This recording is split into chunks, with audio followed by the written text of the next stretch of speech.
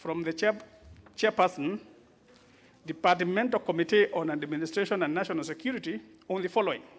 1, what are the circumstances that led to the freezing of recruitment and hiring in the public service? 2, to state whether the freeze in recruitment and hiring affects independent offices, commissions, and state corporations, such as the Kenya Revenue Authority. 3, to state whether the freeze will affect the ongoing recruitment process in the public sector. And lastly, what specific mitigation measures are in place to replace public servants who have left the service on account of natural attrition in the last 20 years? Thank you.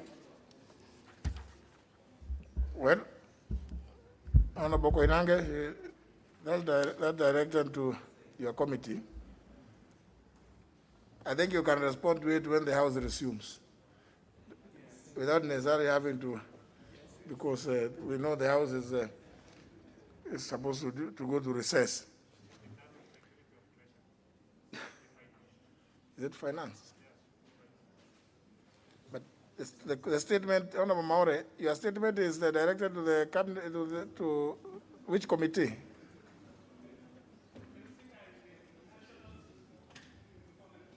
Administration and National Security, because it is the public committee. Service. Yes, about the public service. Yes. Exactly. 001. Thank you very much, Honorable Speaker. And Honorable Speaker, pursuant to provision of Standing Order 44-2C, I wish to request for a statement from the Chairperson of the Select Committee on National Cohesion and Equal Opportunities regarding appointment of persons with disability to state offices. Honorable Speaker, you are aware that I have a world record, having been the shortest serving member of a parliamentary select committee, having served in the National Cohesion and Equal Opportunities only for 2 months and 14 days. I'm proud of my record. Honorable Speaker, Article 54 of the Constitution, the Persons with Disability Act, Session Paper number 14, and the United Nations Convention on the Rights of Persons with Disability, which Kenya ratified in 2008, all of them give affirmative action as a consideration in achieving employment and inclusion of persons with disabilities in social political representation. The achievement of 5% employment of persons with disabilities, as enshrined in Article 54 of our Constitution, appears to be just a mirage, especially if affirmative action is not undertaken by the same House that make such laws and policies. Honorable Speaker, it is against this background that I seek a statement from the Chairperson of the Select Committee on National Cohesion and Equal Opportunities on the following. A, could the committee explain how the 5% affirmative rule for appointment and nomination of persons with disability to various state and public offices can be achieved as the National Assembly considers nominees with disabilities?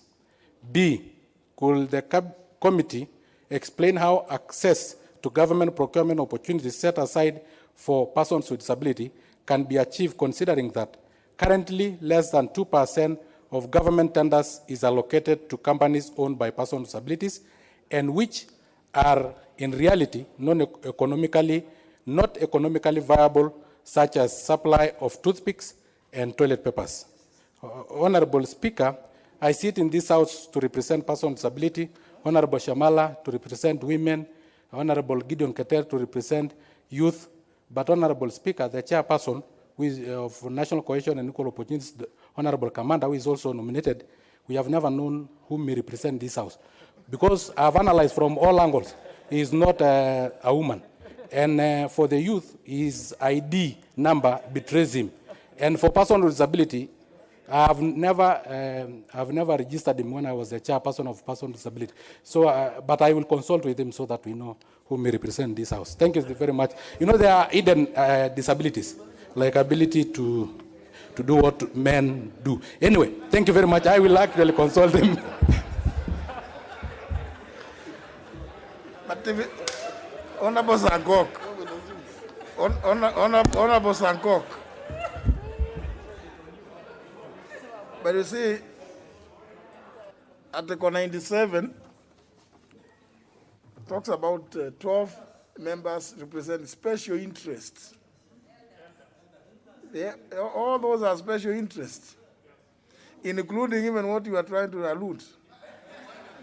Even that, no, who needs to be informed about this? The statement will be, question will be answered by the Honorable Commander. And I'm sure he will now, he'll be able to answer even your. But that's I think is not, I can see very many of you, this house must never fall into the trick of imagining that everything is business. I can see very many of you you want to address this. This is not business. He wasn't out of order. He was merely expressing his ignorance about. Honorable Kamket.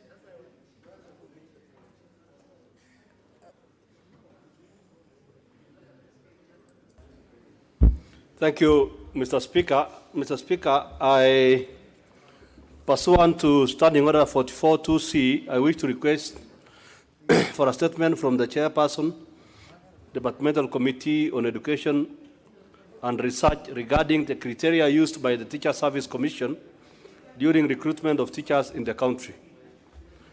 Honorable Speaker, the Teacher Service Commission has in the recent months been undertaking recruitment of secondary school teachers in a manner that does not take cognizance of actual realities and interests of local residents in specific constituencies and counties, particularly in Tiaty constituency. Furthermore, Mr. Speaker, there is no adherence by the Teacher Service Commission to affirmative action as provided for in the Constitution. Mr. Speaker, a big percentage of my teachers from my constituency are not able or were not able to compete with their peers from other constituencies who may have completed their courses earlier than those from my constituency, and therefore the use of graduation year criteria by TSC proves or has proved to be a major obstacle for them. And it is on this account, therefore, that I seek for a statement from the Chairperson of the Committee on, Departmental Committee on Education and Research on the following. One, were the key stakeholders consulted during the drafting of the criteria or policy for recruitment of teachers? Two, what particular factors informed the adoption of the criteria used during recruitment, and which particular entity approved the criteria? Three, what measures has the Teacher Service Commission put in place to amend the recruitment policy in view of the fact that certain requirements under the criteria, such as internship, has disadvantaged many candidates? Five, what specific measures is the Teacher Service Commission undertaking to protect the interests of local communities during recruitment of primary and secondary school teachers? I thank you. Mr. Speaker, I seek your indulgence that the Chairperson can be able to respond to this before we go on recess. Just before Thursday. Yes. Chairperson Education.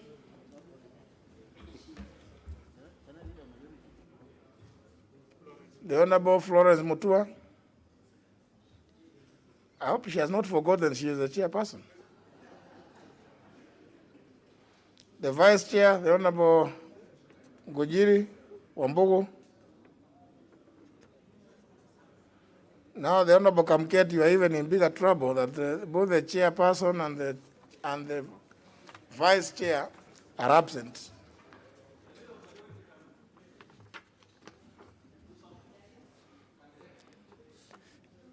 The leader majority will refer the request for statement to that committee, and they will indicate that your preference was to have an answer or the statement before or Thursday, since we don't sit on Wednesday.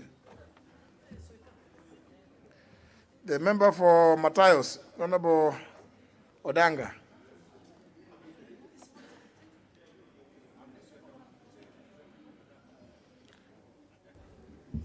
Thank you, Mr. Speaker. The member for Embakasi, the diminutive Babu Owino. The rules of the House are that when a member like that one is speaking, you either go on your knees or just freeze. And more so a ranking member. Mr. Speaker, thank you. Before I go back to the business you have asked me to do, let me also say that I've taken note of the question that has been directed to my chair, and we'll pass it over to her, but then the response can only be available after the recess. Thank you. Very well. Now, Honorable Speaker, pursuant to the Standing Order number 44-2C, I seek to request a statement from the Chairperson, Departmental Committee on Lands, regarding the intended lease of land registration number Buhayo Nasewa 1500 in Matayos Division, Busia County.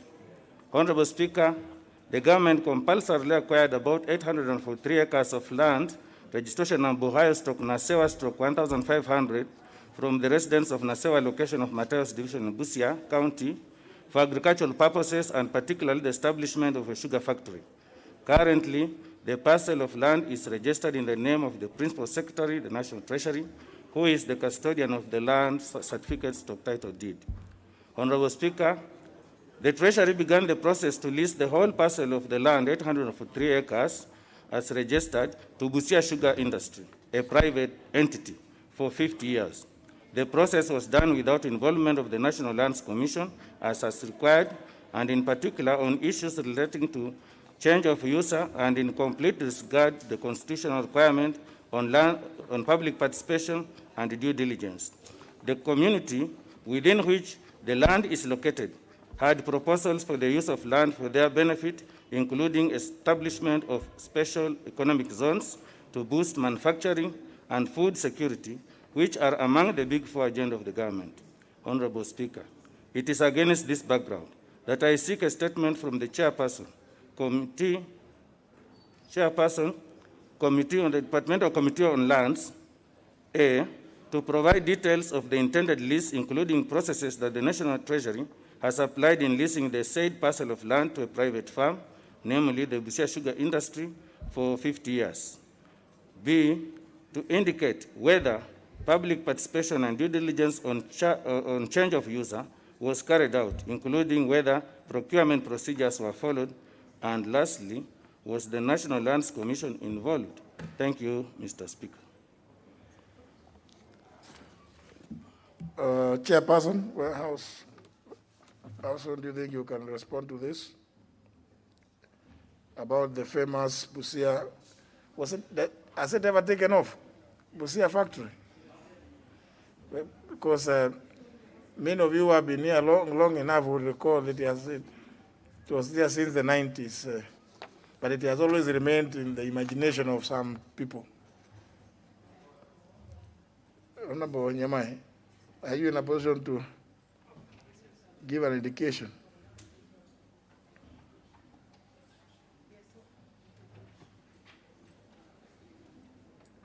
Honorable Speaker, we can respond to him on the first sitting when the House resumes. I see. Thank you, Honorable Speaker. Very well.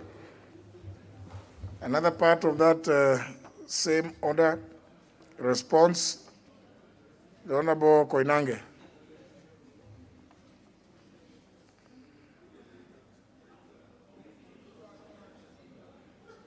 Intervention button.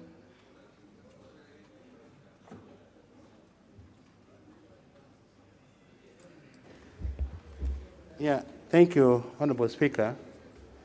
Honorable Speaker, sometimes on Tuesday, 6th October, you directed that the Committee on Departmental on National Security tables the status of question and answers, and I wish to table them this afternoon, Honorable Speaker. The statement on? You requested or you directed that I table all the statements and the questions that have been forwarded to the committee, and that's exactly what I was going to do this afternoon. The ones that you have responded to, or Those ones pending, the ones I've responded to, and also the statements which we have already deal with, and the ones which are pending, Honorable Speaker. How many are pending?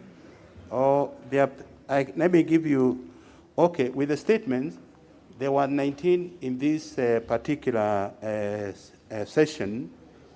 All of them have been done, but there's one which was pending, which was from Honorable Duale, and the reason is when the statement came, I realized it was not clear. There's some details and clarity that we needed, which were very sensitive, and I've spoken to Honorable Duale, and we have agreed it is good that we get that done by the ministry. In the issue of question, Honorable Speaker, we had quite a number of questions, and I would like to say, Honorable Speaker, about 5 questions were dropped in line with the provisions of Standing Order 42C in bracket 5, and those questions are, Honorable Speaker, question number 008, 2020 by Honorable Gideon Keter, MP, on prevention of torture by the Kenyan police officers. The second one, Honorable Speaker, was question number 012 or 2020 by Honorable Paul Nzengu, Member of Parliament for Mwingi, on investigation into road traffic accident involving motor vehicle registration number KBM 881V. And the third question, Honorable Speaker, is 102-2020 by Honorable Vincent Kemosi, MP, on the disappearance of Mr. Evans Kubwa Mokaya on 5th November 2020.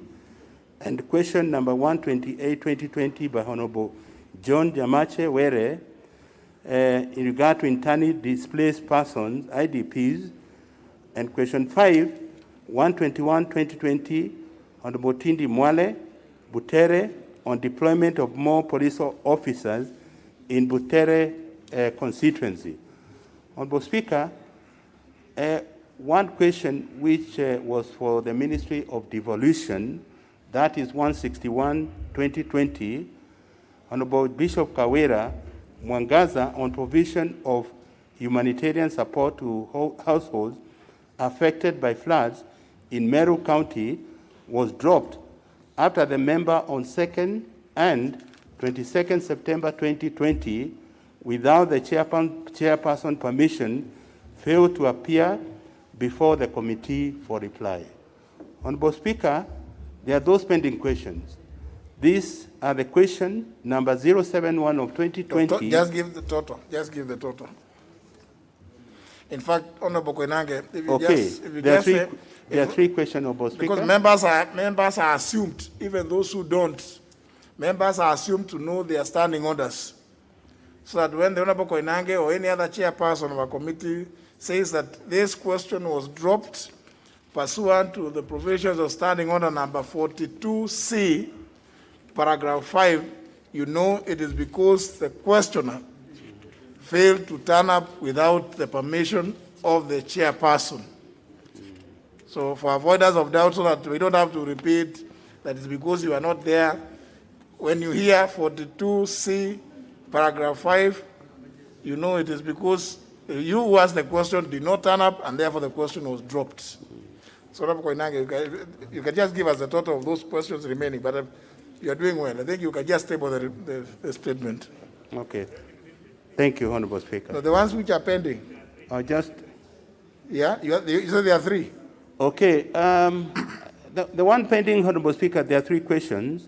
One by James Wamashukuru Kabete, and another one by Tom Ondege, and one by Peter Mwadhi, Member of Parliament for Limuru.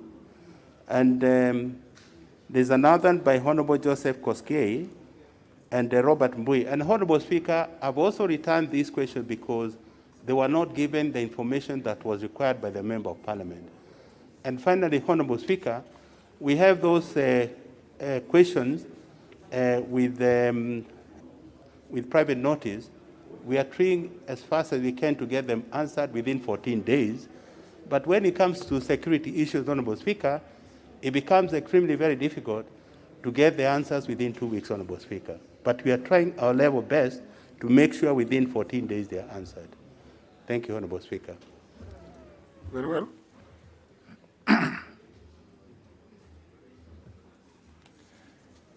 Now, member for Suna West, why are you raising your hand up? Mr. Speaker, I'm raising my hand because this mask is not very comfortable with us, and it's not easy for you to identify us easily. But having said that, my able chairman has mentioned the question which are remaining, but you can remember there was a very important private member question concerning the Legio Maria of Godquer, of which have not been answered to date, and the people will be buried, the 4 people who died through that event will be buried tomorrow, Mr. Speaker. So it is important that we get this question answered in time for the benefit of the public, Mr. Speaker. What do you mean? Talking about Legio Maria or something?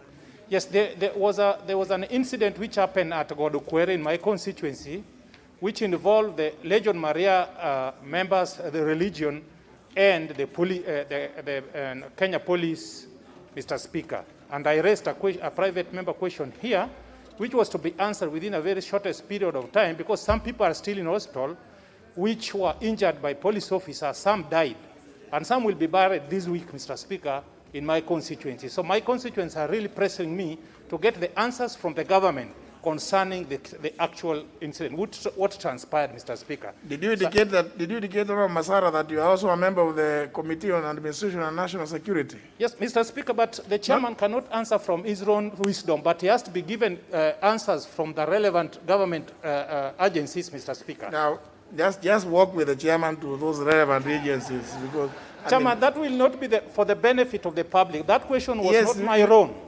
You know, I'm unlikely to be that agency. Yes.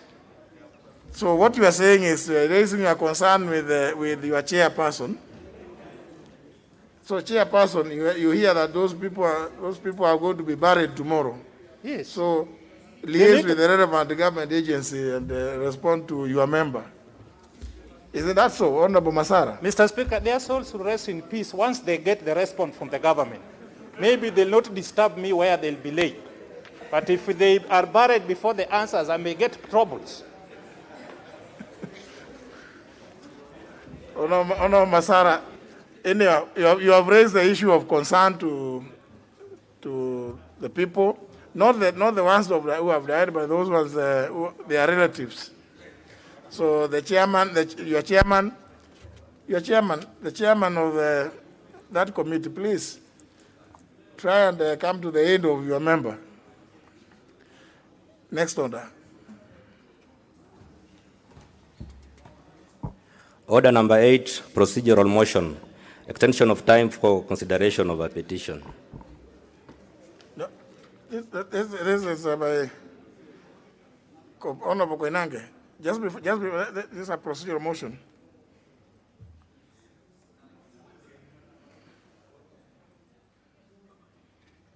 Again, intervention button.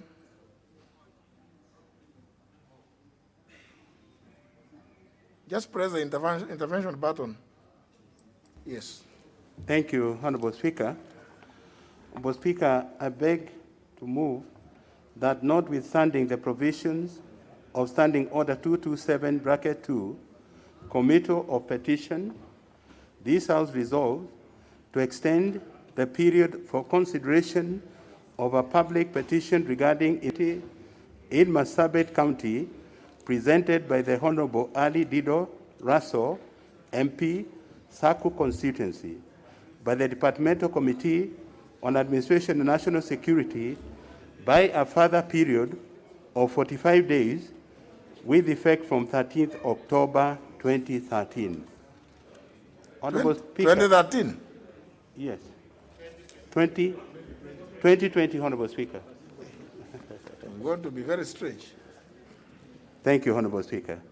Honorable Speaker, Standing Order 227(2) provide that whenever a petition is committed to a departmental committee, the committee shall in not more than 60 days calendar, days from the time of reading the prayer, respond to the petitioner by way of a report addressed to the petitioner and laid on the table of this House. Honorable Speaker, petition number 30 of 2020 on its constituency and the larger Marsabit County was presented to the House on 12 August 2020 by Honorable Kano, retired Dido Ali Raso, member of Sako constituency.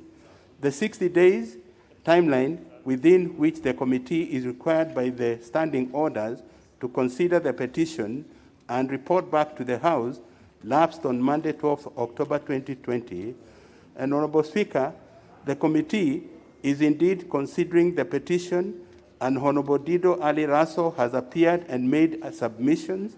Arising from his submission and subsequent deliberation by the committee, the petition raised a lot of weighty issues which require adequate time to investigate, including meeting several witnesses, one-on-one, and going to the ground to hear from the general public. The committee is scheduled to meet the former Marsabit Governor, Ambassador Ukuri Yatani, and the incumbent, His Excellency Mohammed Ali tomorrow, Wednesday, 14th October 2020, from 10 a.m. Honorable Speaker, in light of the foregoing, it's my humble prayer that the House extend the time within the Departmental Committee on Administration and National Security should consider the petition number 30 of 2020 and report to the House by another 45 days from 12 October 2020. Honorable Speaker, with those remarks, I beg to move and ask Honorable Makali Mulu to second. Thank you, Honorable Speaker. Honorable Makali Mulu.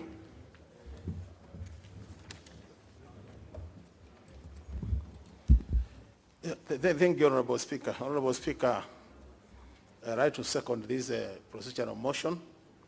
Just as my chairman has said, Honorable Speaker, Honorable Raso did appear before the committee. And from our interaction with him, we realized that it's important we also listen to other leaders from Marsabit. There will also be need, Honorable Speaker, to visit the area, so as a way of trying to come up with a lasting solution to these issues of insecurity in the county. So because of that, Honorable Speaker, I think it would not be fair if we just met Honorable Ras only without meeting the other leaders. That's the reason why we are pleading with the House that we approve this extension by 45 days so as to give the committee enough time to sort out the matter. With those remarks, Honorable Speaker, I second. Honourable members, I propose the question, which is that notwithstanding the provision standing under number 227, subsection 2, this House resolves to extend the period for consideration of a public petition regarding insecurity in Marsabit County, presented by the Honorable Ali Dido Raso, MP, Sagu constituency, by the Departmental Committee on Administration and National Security by a further period of 45 days with effect from 13th October 2020.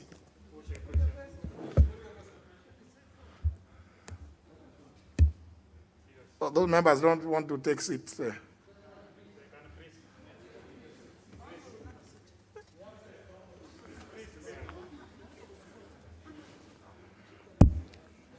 Now look at this one. Now it's time for greetings.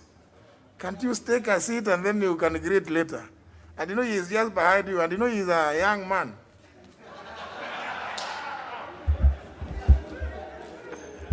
I put the question that notwithstanding the provision standing under 227, subsection 2, this House resolves to extend the period for consideration of a public petition regarding insecurity in Marsabit County, presented by the Honorable Ali Dido Raso, MP, Saku constituency, by the Departmental Committee on Administration and National Security by a further period of 45 days with effect from 13th of October 2020. Will as many as of that opinion say aye? Aye. As many of the contrary opinion say nay. The ayes have it. There you are, Honorable Koinanga, you have your 45 days starting today. No more time now, you should finish. Next order. Order number 9, procedural motion. extension of the period for consideration of statutory instruments. The Chair, Committee on Delegated Legislation, Honorable Kamket. Mr. Speaker, I beg to move the following procedural motion, that in furtherance to the provisions of Standing Order number 210.3 relating to the mandate of the Committee on Delegated Legislation, and notwithstanding the provisions of Section 15.2 of the Statutory Instruments Act 2013 relating to the period of consideration of statutory instruments by the committee,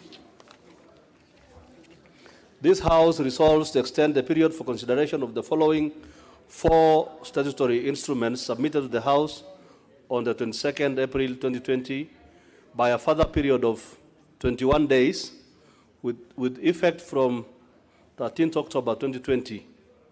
Number 1, the Law Society of Kenya General Regulations 2020, Legal Notice number 32 of 2020. 2, the Special Economic Zones Amendment Regulations 2020, Legal Notice number 33 of 2020. Number 3, the Capital Markets Coffee Exchange Regulations 2020, Legal Notice number 40 of 2020. And number 4, the Capital Markets Commodity Markets Regulations 2020, Legal Notice number 41 of 2020. Mr. Speaker, the reason for seeking extension is, Mr. Speaker, after the problem of the pandemic, we had a period of 3 months that we were not able to meet. But also, Mr. Speaker, the committee gave priority to regulations concerning COVID. And I want to say that in that period, Mr. Speaker, we were able as a committee to pass 23 regulations that concerned this pandemic.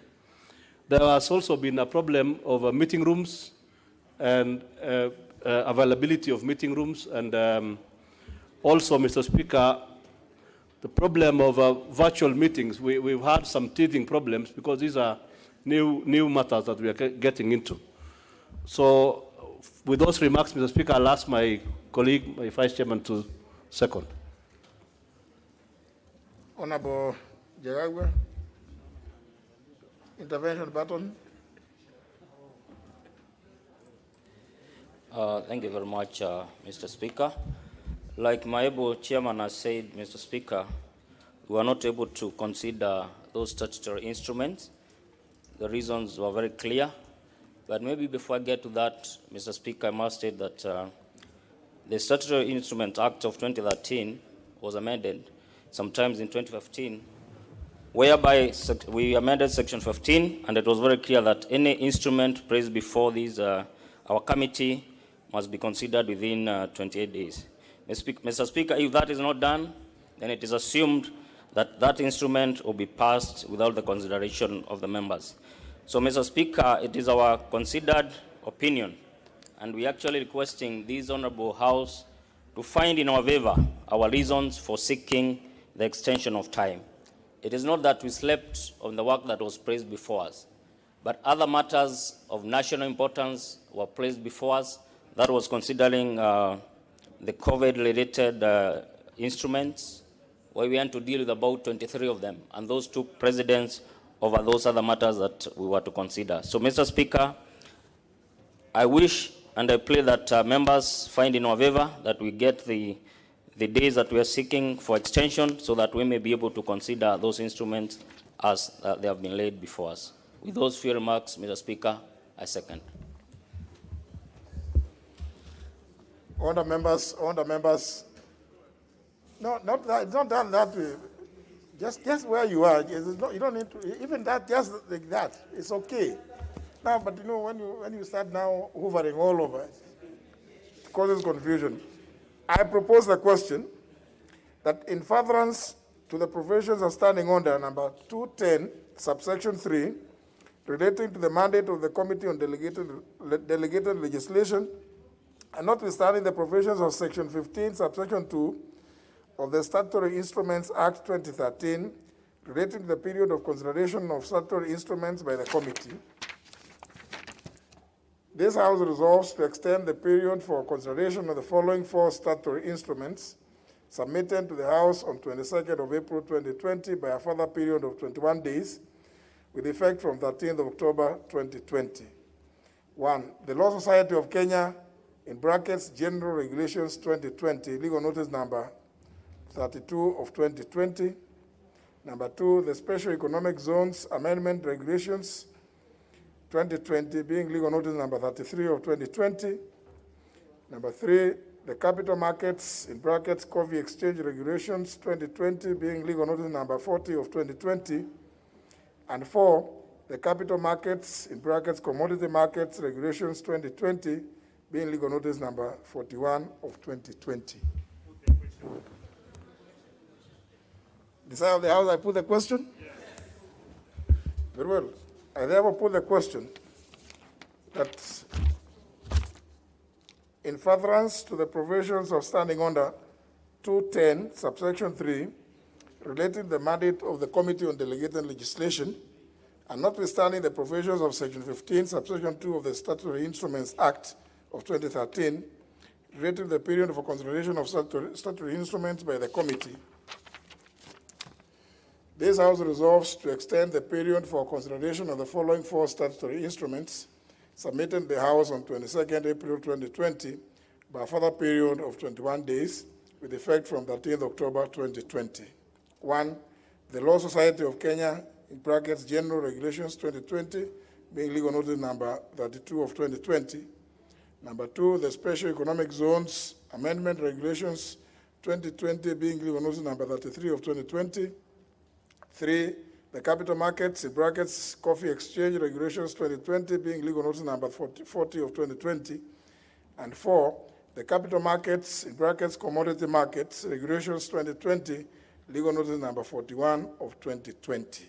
Will as many as of that opinion say aye? Aye. Will as many as of the contrary opinion say nay? The ayes have it. So, Honorable Kamket, you have your 21 days from the date hereof. Next order.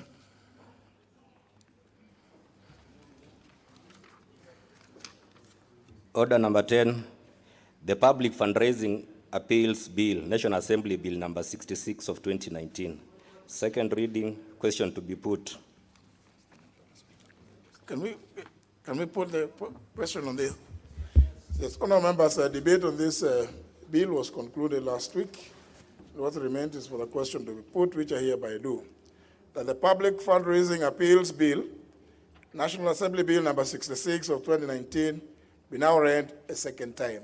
Will as many as of that opinion say aye? Aye.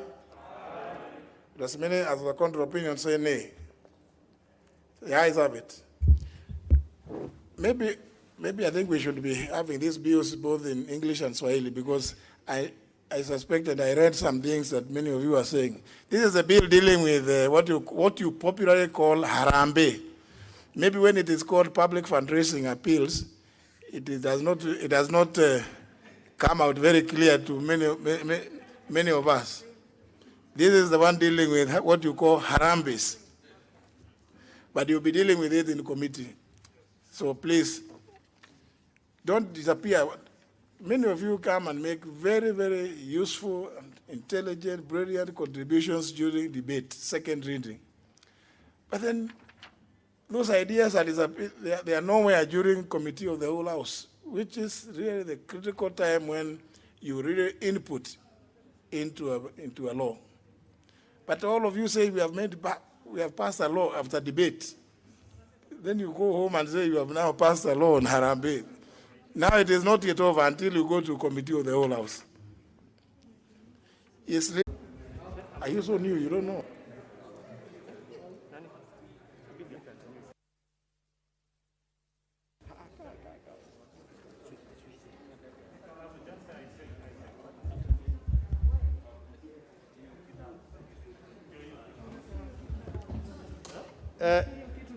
Thank you, Honorable Speaker.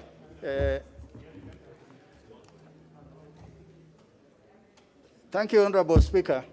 Honorable Speaker, just as my Honorable Chairman has said, the debate on this particular agreement was done and it was really extensive. But the important things that I really want to bring forth to this House is the lack of ratification of this agreement means that we will continue to operate under the 1995 agreement. That means Kenya will be losing on this. Secondly, Honorable Speaker, the current agreement might not be the best, but it is good considering what has preceded it. Up to now, I think the Italians are the ones who have the advantage in operating the Broglio Malindi Space Center. Thirdly, Honorable Speaker, what I want to say in seconding this agreement is the House must do what is there for the national good. The House must consider the wider interest of this nation as opposed to the triviality of what is in this particular instrument that we need to ratify. Honorable Speaker, with those few remarks, I second, and I call upon my honorable colleagues to agree with the committee and to ratify this agreement. Thank you, Honorable Speaker. Honourable members, I propose a question. Which is that this House adopts the report of the Departmental Committee on Defense and Foreign Relations on its consideration of the agreement between the government of the Republic of Kenya and the government of the Italian Republic on the Luigi Broglio Malindi Space Center, laid on the table of the House on Wednesday, 26 June 2019, and pursuant to the provisions of Section 8, subsection 4 of the Treaty Making and Ratification Act of 2012, approves the agreement between the government of the Republic of Kenya and the government of the Italian Republic on the Luigi Broglio Malindi Space Center.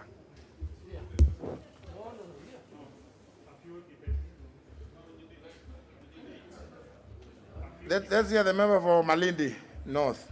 Kilifi North, sorry. Thank you, Speaker. This report is of great importance to me and the people of Kilifi. So I would like to say this at the beginning in support of this report. One, that I'm surprised that the county government of Kilifi did not make a presentation on the same, despite myself taking time to inform the governor that this is an important thing coming in Parliament, and therefore, when the advertisement was done for public participation, I actually expected that the county government of Kilifi will take this as seriously as it is and actually make a presentation and make recommendations, but I'm surprised that they did not do. I think we need leadership that really raises to the occasion on this. But also to say this, if you look at the report, there is the opportunity to appoint a deputy CEO. Kenya is supposed to appoint a deputy CEO for this space center. But as it has been the practice, the area in which this has never happened. You realize that even when the CEO is appointed, I do not think that the Italian government has really taken consideration to ensure that the deputy CEO is done. And I think this is one of the things that the Departmental Committee on Foreign Relations needs to monitor and actually oversight this center to ensure that the right things are done. Professional staff. We know that the Italian government many times brings a lot of people to work in this country. Some of them have permits, some of them do not have permit. But this agreement says that Kenyan professional staffs will be appointed to serve and also to learn. But as it stands right now, you cannot stand anywhere and say that this guy was trained from this center. This Kenyan was trained from this center. This guy has qualifications in space knowledge because he's trained in that center. So this center, as it may be, it's been there many years, the San Marco Space Center. but I do not think it has benefited the community, neither has it benefited the country. The amount of money that is paid to the government, $250,000 each year, that's what this space center for the land. But you see, this land that is there in Ngomeni, if you went to Ngomeni right now, you will not see any economic activities around that center that has been brought because of the presence of the center. We know that some of these things become stimuli of economic growth. But today, you go to Ngomeni, where this center is situated, you will not see any that can be attributed to the existence of this center in Ngomeni. And therefore, the Italians use this place to make money, a lot of money. But it is not helping the community in which this place is. Training programs, if you look at Article 8 of this agreement, it says that the center will undertake training programs for Kenyan nationals in aerospace science and space science, technology and research. That is what this agreement says. But as we stand today, I do not think that this country has benefited from these training programs. I love the recommendations that have been made by the committee. 3 recommendations, and the second one is important, that neither the government of Kenya or the Italian government has not invested in the development of human capacity to take over the management of the center.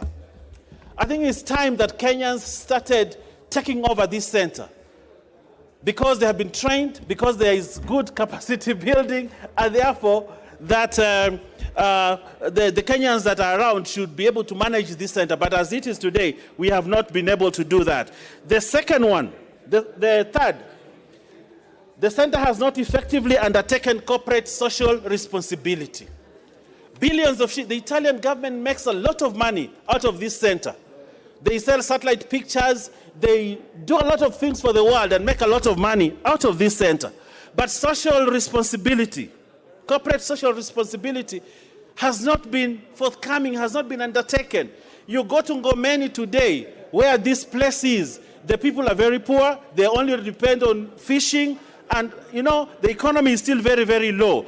And I think I want to urge the Departmental Committee on Defense and Foreign Relations to oversight what is happening at Ngomeni to ensure. I remember when I was still teaching at the Pwani University, we made an application that this center opens up a faculty at the university so that it can twin and pass knowledge and capacity. So, Mr. Speaker, while I support this report and I want to support this... Honorable Duale. Mr. Speaker, let me first go on record that I oppose this report. And Mr. Speaker, I want to ask the House that the new constitution has given this House the powers to ratify any agreement between the government and any other foreign nation. Speaker, this space center was called San Marco, and the 10th Parliament, which I was a member, went both committee, the Committee of ICT, then led by Honorable Rege, and the Committee of Education and Science and Technology, led by Honorable Koech, which I was a member, visited. We were denied entry. So, Speaker, this center is so huge that it sells billions of dollars in terms of data to the Chinese, to the Europeans, to the Americans, and what does the Kenya government get? We are being told we will be given 50 million. This center is in the middle. It is in the middle of the sea. So, Speaker, now we are being told the only thing they want to offer us is the deputy CEO. Speaker, I really want the House to rise to the occasion. When we were signing in the 11th Parliament the agreement, the defense agreement between Kenya and the UK, you remember, those of you who were in the 11th Parliament, the Miraa farmers brought issue because UK banned the exportation of Miraa. The British ambassador had to sit with members of Parliament from the Miraa growing areas. Our colleagues from Samburu and Maasai, where the British do exercise, had issues. And the British government had to sit with those colleagues. So, Speaker, the member for Kilifi should come out openly. The people of Ngomeni, the people of Kilifi, the people of Coast, the people of Kenya are getting a raw deal in this thing. Even if the House approves, But I want to go on record. Being in the 10th parliament, the 11th parliament rejected this thing. Then they went round and changed the name from San Marco to something called Luigi Broglie Malindi Space Center. That is bullshit, Mr. Speaker. The thing is the same San Marco. And Mr. Speaker, let us as a country think. You know, we are selling, people are coming to our country, use our resources, use our infrastructure to sell data, billions. We were not allowed. We were not allowed as a committee of parliament in the 10th parliament to enter that site. Today, Mr. Speaker, if the Committee of Defense agrees with me, and I am shocked the chairman is not here, the vice chair Honorable Raso is not here, I want to challenge them. No, I want to challenge them, the committee.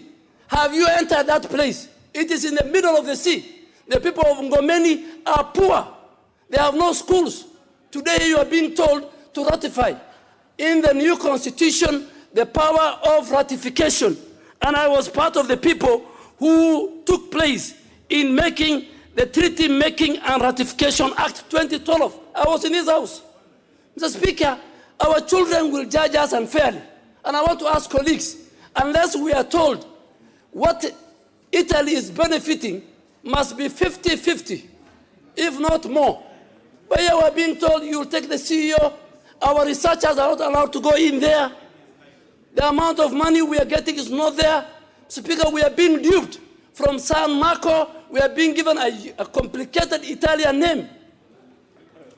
And Mr. Speaker, I want to go on record, and I will be judged. Let me remain the only one. I oppose this treaty. The Italians are ripping our country, and if they're doing, in fact, there were guys who were involved even in the dams, Mr. Speaker, the DPP. So, Mr. Speaker, we must oppose this. We must oppose this report and tell the Minister of Defense to go back. And let me say, Mr. Speaker, a committee recommendation is invalid. What we are approving is the agreement. Our recommendation will not be considered. So let us just tell the Minister of Defense, we have nothing against this. But we want, Speaker, if you give me 1 minute. You have it for more time. Just 1 minute, Speaker. Yeah, 1 more minute. Speaker, and I want Honorable Kibunya, my colleague, the leader of majority, to look at me in the eyes. He was in his house in the 10th parliament. We rejected even in the 11th parliament. Speaker, what are we asking for? We are asking for equal share. Italians cannot come, have a complicated technological site in our country. They sell data to Chinese, they sell data to the Europeans, to the Americans, and they come and tell us we are giving you 50 million a year. Speaker, that is not why the Constitution gave this House the powers of ratifying any treaty that the government enters. Today it is Kilifi, tomorrow it might be in Homa Bay. The next time it might be another foreign country in Garissa. Let us take it back and ask the Minister of Defense to go and get value for this thing. I beg to oppose.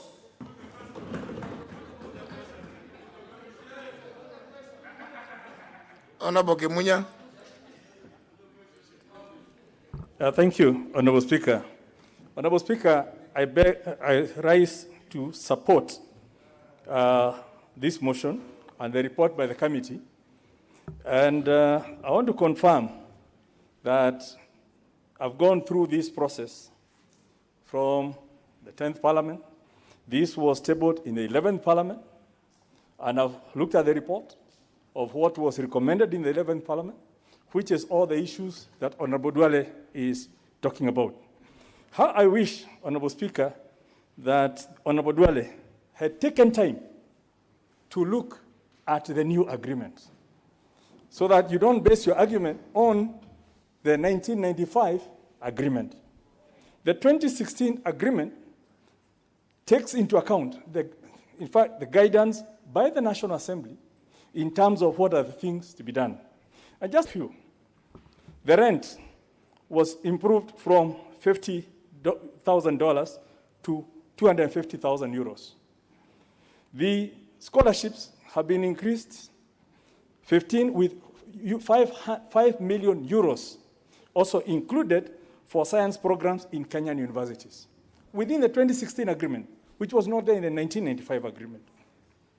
On community development, the 1995 agreement, which Honorable Duara wants us to continue with, has only 240 million shillings. The 2016 agreement, because if we don't approve this, we go with the He's 1995. he's looking at the agreement. I'm looking, no. You know, there's nothing out of order. There's nothing. No, if we don't approve the What is your 2016 point of order? agreement, Let's we hear the will go point by of the order. 1995. Yeah? And the 1995. Mr. Speaker, I have the floor. Mr. Speaker, 2016, I was the leader of majority. I was the one who received this agreement. So, Mr. Speaker, is a member in order. What I'm talking about is the 2016 agreement. Fortunately, Honorable Duale, just when I finished the function, you people, many of you are present, is when I found this agreement. This 20, the one that actually what the Honorable Kimunya is doing is reading what is factual. Yes. And the 2016 agreement places, if you compare it with the 1995 one, it places, the 1995 one has no reference to Parliament or National Assembly. Yes. The 2016 one places National Assembly as the first oversight of the body. That is, you know, it's good to talk to, I think maybe you could, Honorable Kato has actually not helped this House because he ought to have tabled this new agreement so that members can debate from a position of knowledge and facts. Because it is quite, what the Honorable Kimunya is saying now is, Honorable Kato has just walked through and then rushed to go to the airport with his, with the Vice Chair. Is he the Vice Chair, Honorable Raso? Now, he is the one who should have been giving this information. It's not actually the Honorable Kimunya. I know most likely the Honorable Kimunya must have gotten this at the same time that I got it, because everybody has been wondering why is this report not being debated. Yes, Honorable Ba. It's a good agreement. Yeah. Yes, I went to the table office and requested that they upload it online. So if you want this report, you can actually get it online because they did that and I was able to. The agreement, not the report. I also asked them to do the report. So I don't know whether they've done that. The agreement. The agreement, yes. I asked them to upload the agreement. Yes. The agreement. I'm What not so the sure whether they have done it. the facts that Kimunya is reading out are actually contained in the agreement. Yes. It was given to the committee. Was it the proceed, Honorable Kimunya? Let's just first of all get the facts. No.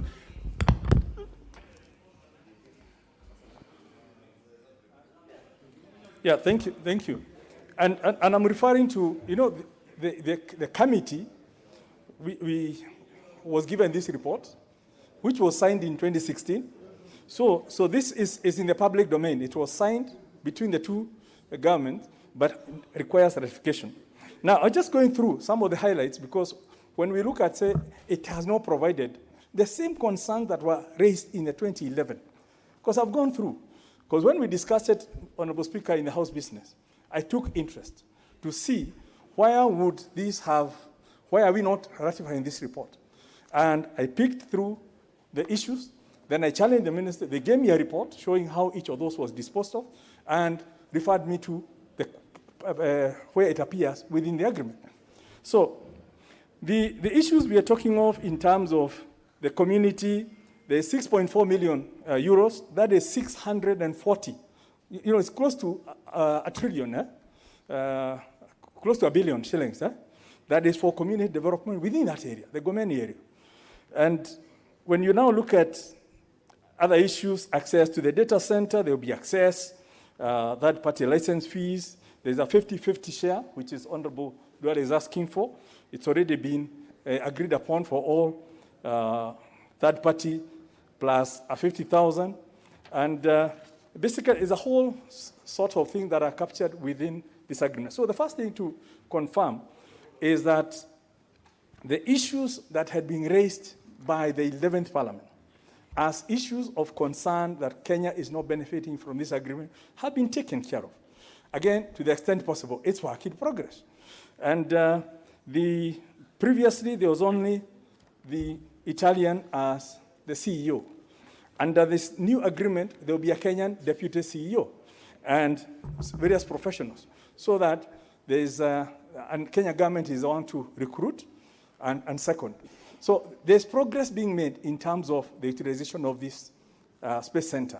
Now, the one thing then we must ask ourselves as a House, do we continue with the old 1995 agreement, which does not favor Kenya, or do we make some progress and ratify this new one and then continue negotiating for more? Because if we don't, we are going back to where we were, right? And I think that's where in all these negotiations, it's a very complicated process.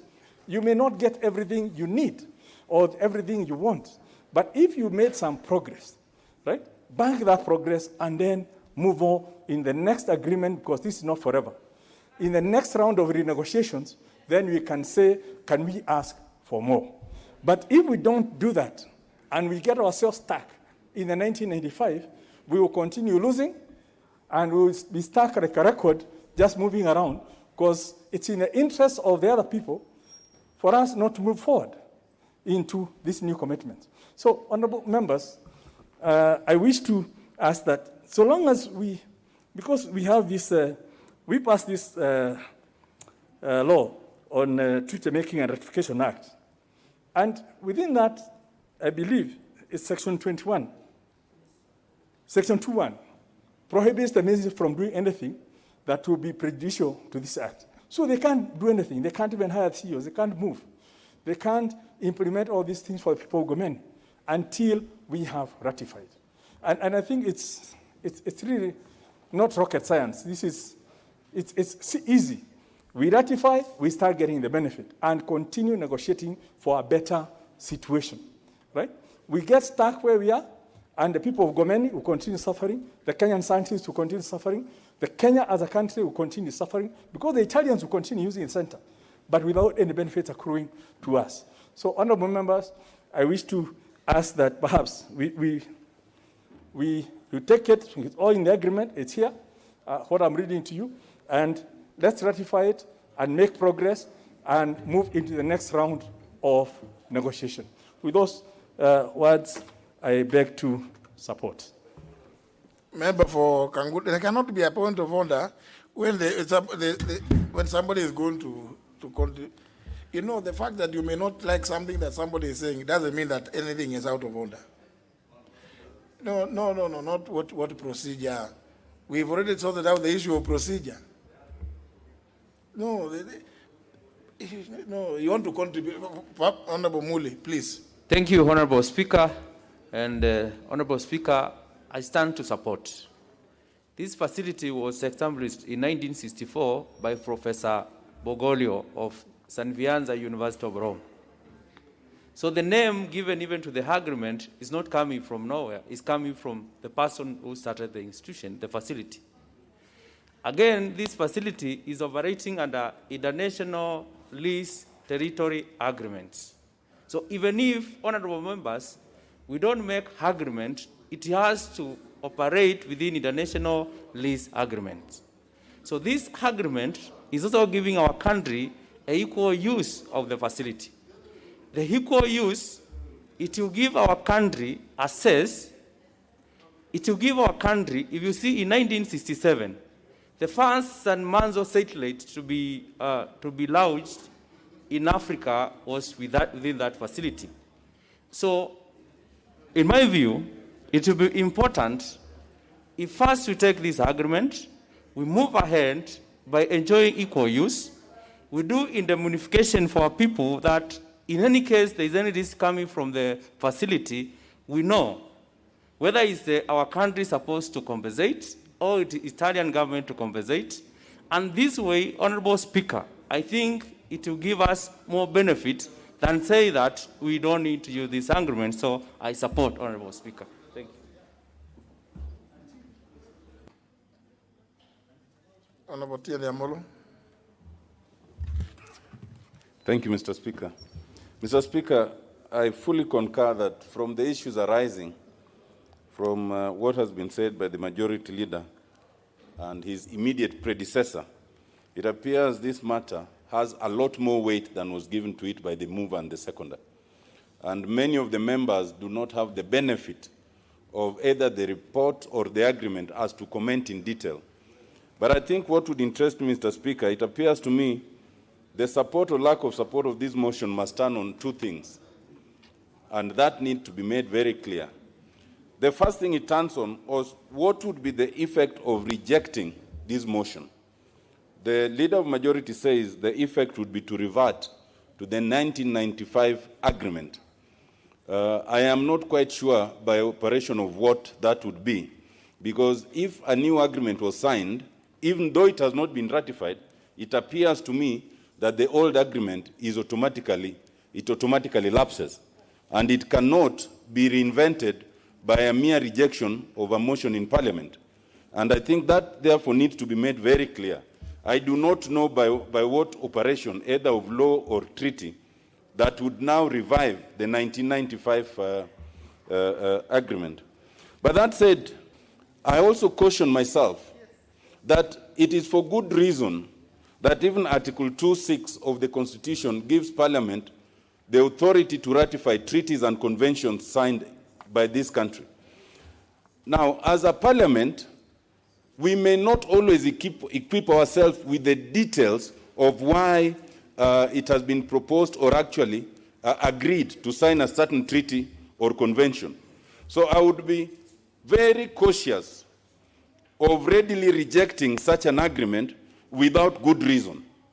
Now, from what I have heard from the lips of Honorable Duale, it does appear that a lot of the concerns that the earlier parliamentary sessions, 11th and 10th, raised, appear to have been tackled in this agreement. And it appears that it's in a much better form now than it was previously. And questioning myself and asking myself one question: if we reject such an opportunity, is it necessarily so that the Italian government will be so disparate as to want to renegotiate? Or is it possible that we could also lose the opportunity, including the small gains that come with that renegotiated agreement? Mr. Speaker, we're in a country that has lost very many opportunities. We could have done much better. And ready rejection of such an improved agreement may make us think that we are going to get a better one, and then we might lose even the little that we had gained from it. And therefore, Mr. Speaker, on a balance of probability, I would myself go with adopting that agreement and agreeing and making sure that we always work to improve it much more. Mr. Speaker, I support the motion.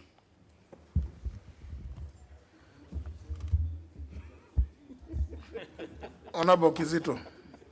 Thank you. Mr. Speaker, thank you so much for this opportunity. And I want to add my voice. I want to support this, this report and the agreement, and on the premises that the other agreement that was there, that one of 1995, did not have our input. It did not have this Parliament's input. It was an agreement that was done from outside there. Now that we have been given an opportunity to do an agreement here, to pass it through our report, and Parliament has a say on this. So it's our opportunity. In case anything goes wrong, we have an opportunity to put in all that we need so that this agreement can be good for our people. Now that we are people's representatives, so we are the ones who can even recall it. We can also put it on this floor of the House and actually deal with it. So me, I stand here to say that I want to support, and I would like to ask, and I want to really support my brother Otienda Molo by saying that sometimes when you want to reject something, you must have very good reason to why you're rejecting. Because sometimes you can lose an opportunity. Sometimes you can look like you're just repugnant to good things that come. So I wanted to say that information is power. I would like to talk from the point of knowledge, point of information, so that I can either reject or support. But in this particular one, I want to think that so many concerns that were there. I was in the 10th Parliament with Mheshimiwa Duale, who is also my brother-in-law, and we know one another very well.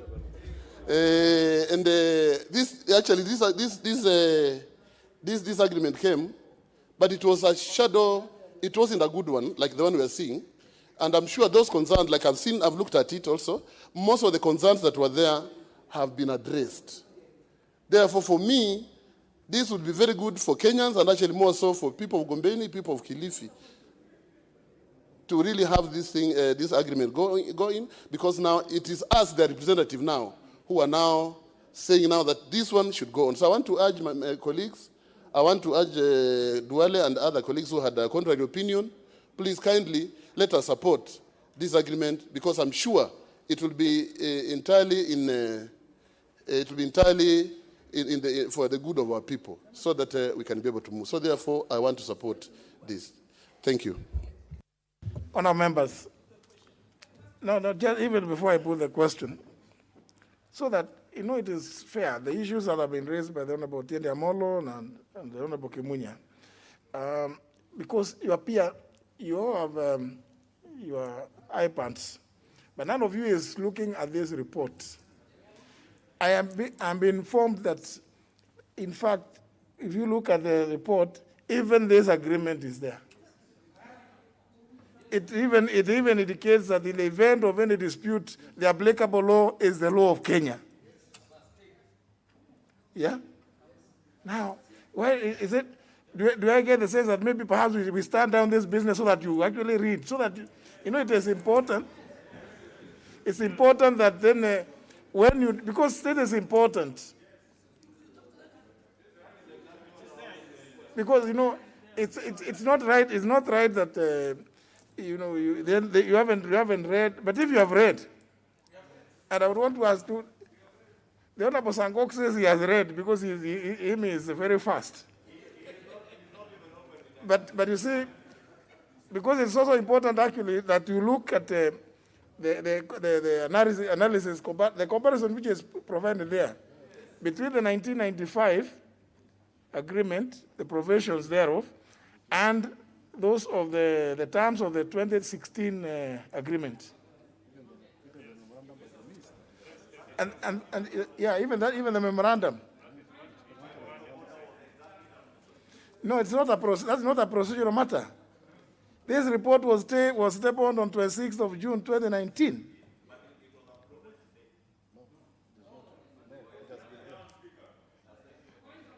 It's been there. No, please, it is good. I know reading sometimes can be difficult.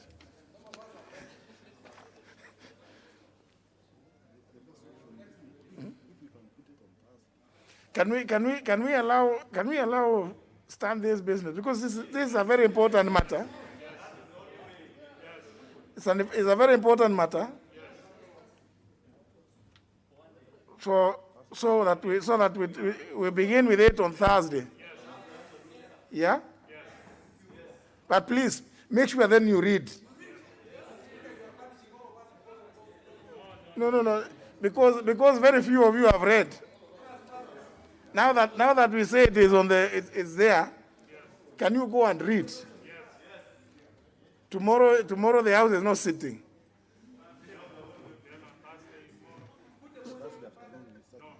No. I just stand down this order till Thursday. So allow as many members as possible. And please, because the report of the committee, you see what is important is the report of the committee requires you to approve. So it is important for you to read the agreement, because that by adopting the report of the committee, that's what you will be approving. So that you now go and read that agreement. That appears to be, I think it looks to me the more. Therefore, without question put, that the business appearing as order number 12, which was being given preference, is stood down until Thursday this week. 15th. That is Thursday 15th at 2:30. You want to do it 2:30? 2:30 in the afternoon. So that you will have the whole of tomorrow and then also Thursday morning. So, but please go and read that agreement. Proceed. No, 11. You go to 11. 11 will not be done. Order number 11, motion. Special audit report on procurement of pre-export verification of conformity to standard services by the Kenya Bureau of Standards.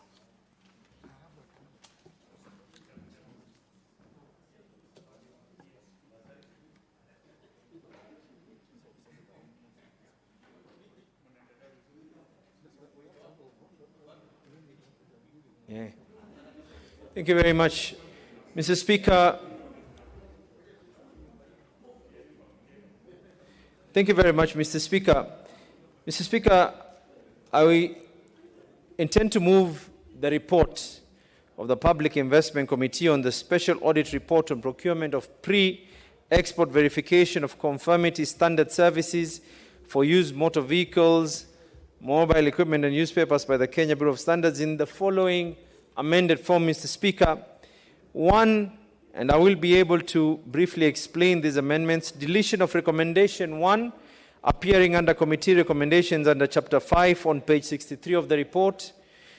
B, deletion of recommendation 2, appearing under committee recommendations under Chapter 5 on page 62 of the report, and substituting thereof the following.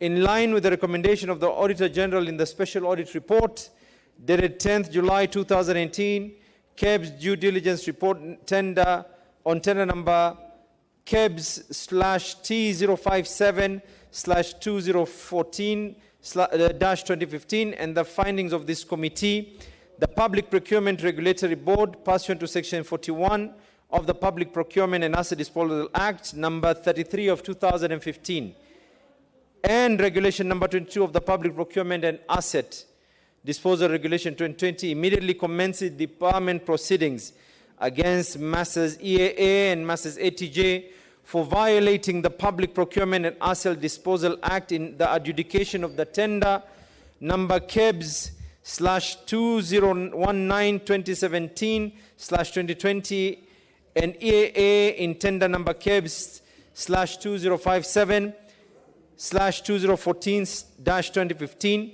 C, Mr. Speaker, deletion of recommendation 5, appearing under committee recommendations under Chapter 5 on page 63 of the report, and substituting thereof the following year recommendation. The Ethics and Anti-Corruption Commission investigates the circumstances under which KEBS entered into a contract with Messrs. EAA Company Limited and Auto Terminal Japan and submit its finding hereon to the National Assembly within 60 days of adoption of this report.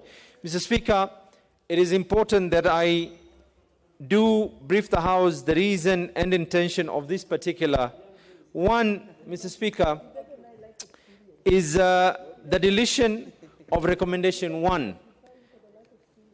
When we had tabled this particular report, Mr. Speaker, protect me, please, from my own members. Thank you. Mr. Speaker,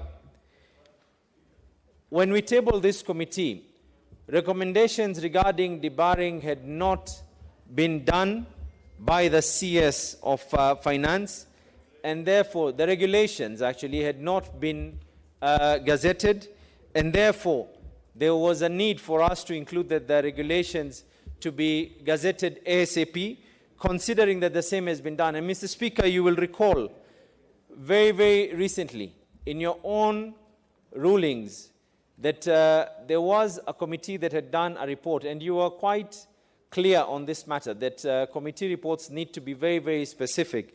And it is for that reason, Mr. Speaker, that B, we deleted 2, and we now made it very clear, because the previous one was talking about upon the gazettement of those regulations. But now that the regulations have already been gazetted, we've listed out what needs to be done in a more direct manner.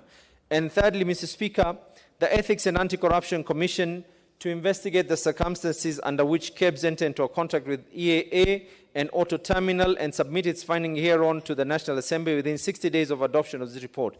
Again, Mr. Speaker, this was through your guidance when you indicated and informed us rightfully that we need to be very, very specific if it is an ethics and anti-corruption matter, or it is a matter, Mr. Speaker, that involves the DCI. And equally, I think it was going to be very, very prudent for us to be able to put that particular timeline, Mr. Speaker.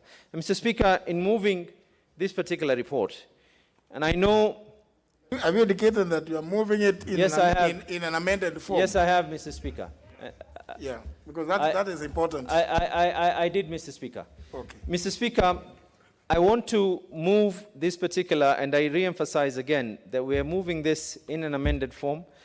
Amendments were very, very minor, but they were important considering the ruling that you had made on the same.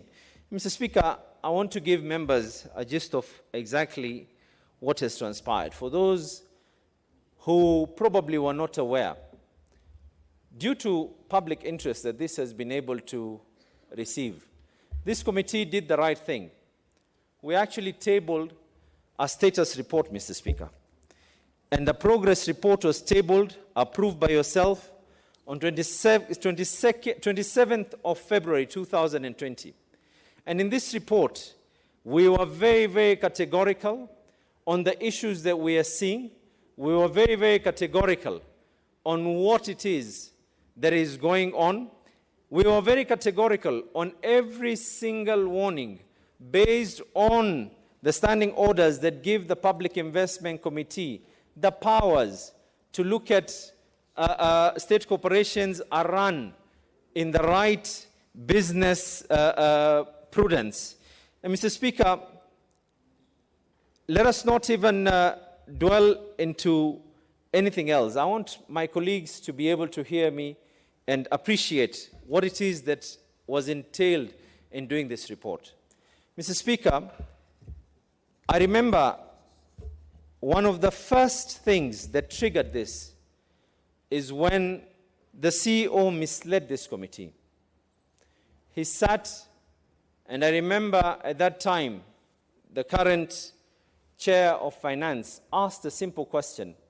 You are looking at bringing in other players in this industry. And he said, this is not a tender, it is a pre-qualification. Honorable Gladys Wanga will bear me witness on those words. And other members here, Mr. Speaker, realized things that the Auditor General had actually said, that there was documentation that was fake by the said companies. Documents, Mr. Speaker, that if I start getting into the nitty-gritties and details, I will not be able to finish every single one. But we've documented all these matters. We've been able to explain. Mr. Speaker, we did not even stop there. We asked, have you been able to seek the concurrence and advice of the Attorney General of this country? Not once, not twice, not thrice. And we saw a situation, Mr. Speaker, that things were going haywire when Parliament was summoned into court by stakeholders regarding the same matter, Mr. Speaker. And we said this matter has a danger. Did you seek concurrence of the AG? AG's concurrence was done after every mishap has already happened. And I want to read what the Attorney General of this country says, Mr. Speaker. The Attorney General says it is unfortunate that KEBS forwarded draft addenda to the contracts to this office for review and legal clearance without disclosing that there was a fresh tender for enlargement of services. Mr. Speaker, the Attorney General of this country, who is the chief legal advisor of the executive, and we are the ones who pass the same laws, that it is important for these state corporations to seek legal advice from the Attorney General. Further goes ahead and says, from the letter dated 21st February 2020, it is noted that the tender process for the enlargement of service was challenged at the PPARB. And through a petition filed in the High Court, this is something that KEBS did not give that information to the AG. Mr. Speaker, KEBS was summoned by the Public Investment Committee, and they were asked to answer questions and give guidance to this office. This is something that KEBS did not do as well, Mr. Speaker. Mr. Speaker, I'm seeing time is not on my side, but to round it all up, Mr. Speaker, forget about the words of the Attorney General. Forget about the words of members of Parliament. Forget about even the words of those who came and misled this committee. I want you, members, to be able to listen to the words of Kenya Bureau of Standards itself in their report, in their own report, Mr. Speaker. 1 minute, 1 minute. Sorry, I'm the one with the discretion. Thank you. Thank you, Mr. Speaker. Mr. Speaker, this is a document. It is an official document tabled in the House. It forms part of this report. This is a document from Kenya Bureau of Standards. Not ourselves, Mr. Speaker. What this report says is that the due diligence team recommends that KEBS enter into a contract with so-and-so. That team also found that EAA lacks the requisite infrastructure in the UK and UAE. In addition, presented forged and falsified documents in their tender bidding, which enable to erroneously attain minimal technical score for advancement of financial evaluation. Now, don't listen to me. Don't listen to the Attorney General. Don't listen to all the witnesses who misled every single person. Listen to themselves. The Kenya Bureau of Standards themselves are affirming that an illegality was You know, now, you know, are you moving? Or, I mean, you know, it's like you are not, look, I always advise members to look at the, when you see the yellow, you have 1 minute. If you see the red, you have 30 seconds. So you organize yourself that way so that Thank you. Honorable Abdulrahman. Thank you. Thank you very much, Mr. Speaker. Mr. Speaker, I beg to move and I request that my able Vice Chair to be able to second me on the same. Honorable Abdisalam. Mr. Speaker, I beg to second that the House adopts the Public Investment Committee report in its amended form in consideration of the Special Audit Report on Procurement and Pre-Export Verification of Conformity to Standard Services for Motor Vehicles, Mobile Equipment, and Used Spare Parts by Kenya Bureau of Statistics, by Kenya Bureau of Standards laid on the table of the House. Mr. Speaker, the special report was conducted pursuant to Article 229(6) of the Constitution of Kenya that obligates the Auditor General to audit and confirm whether or not public money has been applied lawfully and in an effective manner. Mr. Speaker, of course, this committee under Standing Order 206 is allowed, and if I remind members, of course, Standing Order 206 is about examination of audit reports laid before the National Assembly to ensure probity, efficiency, and effectiveness in the use of public funds. And the committee as well mandated to examine, in the context of autonomy and efficiency of the public investments, whether the affairs of the public investments are being managed in accordance with sound financial or business principles and prudent common practice. Mr. Speaker, without wasting time, I think the Chair has been clear on the objectives of the audit, and I also want to add that, of course, we wanted to review the procurement process in line with the provisions of Public Procurement and Asset Disposal Act 2015 and the Attendant Regulation 2006.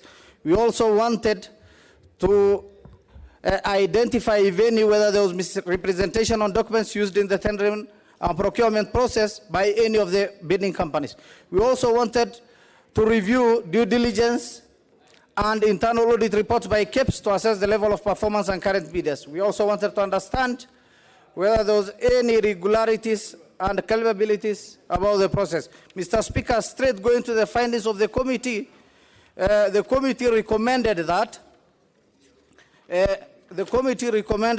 number one, that the managing director be held responsible, one, for failure to have procurement plan approved by the National Standard Council before invitation tender contrary to section 69(2) of the PPAD Act of 2015 and regulations 25, two, procuring without any indicative or approved budget contrary to section 53(5) of the Public Procurement and Disposal Act.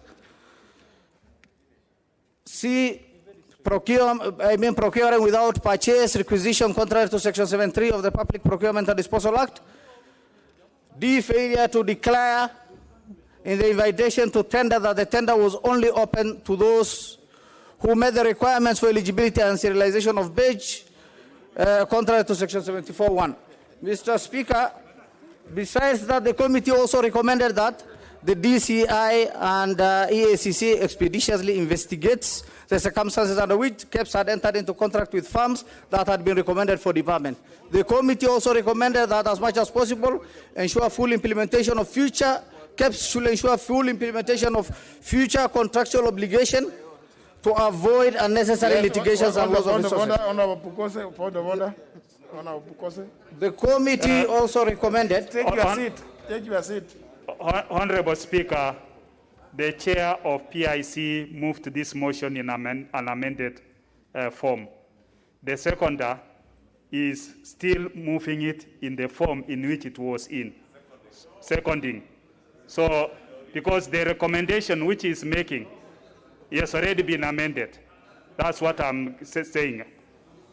And therefore, I think it is good if they can be able to put their act together and move it as its amended form.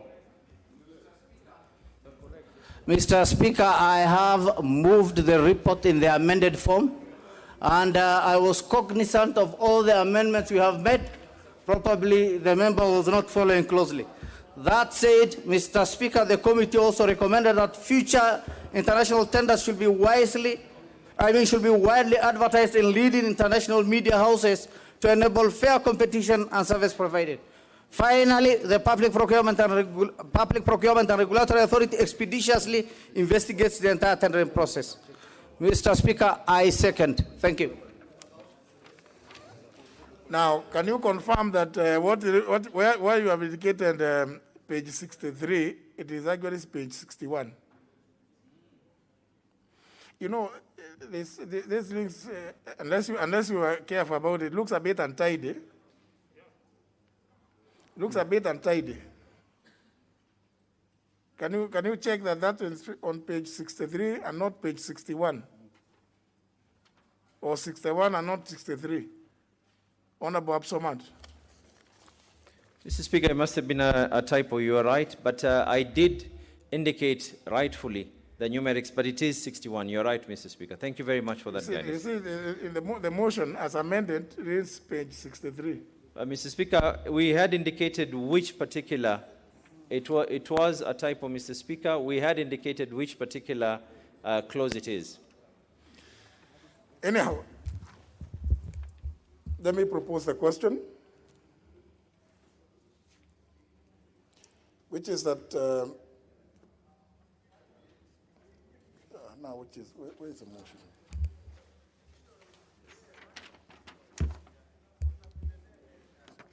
That this House adopts the report of the Public Investments Committee on its consideration of the Special Audit Report on procurement of pre-export verification of conformity to standard services for used motor vehicles, mobile equipment, and used spare parts by the Kenya Bureau of Standards, laid on the table of the House on Tuesday, June 2nd, 2020, subject to A, deletion of recommendation 1, appearing under committee recommendations under Chapter 5 on page 61 of the report.